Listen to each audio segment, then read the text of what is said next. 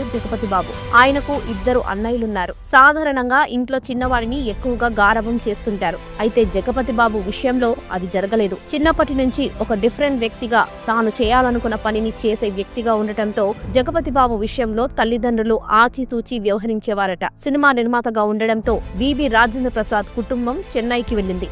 జగపతి బాబు అక్కడే చదివారు. అయితే 1974లో వచ్చిన మంచి మనుషులు చిత్రంలో చైల్డ్ ఆర్టిస్ట్ గా నటించాడు జగపతి బాబు. ఇక జగపతి బాబు వైఖరి చూసిన తల్లి జగపతి బాబు చేత సినిమాలోకి వెళ్ళను అని మాట తీసుకున్నారట. ఆ మాట ప్రకారం డిగ్రీ అయ్యాక కూడా జగపతి బాబు సినిమాలో నటించేందుకు వెళ్ళలేదు. కానీ చదువుతున్న వయసులోనే వారంలో 4-5 సినిమాలు చూసే జగపతి బాబుకి సినిమాపై ఇష్టం బాగా ఉండేది. తనకి స్కూల్ అంటే ఇష్టం ఉండేదే కాదని ఆయన ఓ ఇంటర్వ్యూలో తెలిపారు. అదే సమయంలో విబి రాజేంద్ర ప్రసాద్ గారు వైజాగ్ లో బ్లూమింగ్ డే పేరుతో ఫర్నిచర్ తయారీ కంపెనీ పెట్టడంతో అక్కడికి వెళ్లారు జగపతి బాబు. అన్నయ్యలు అప్పుడప్పుడు అక్కడికి వచ్చి వెళ్లేవారు.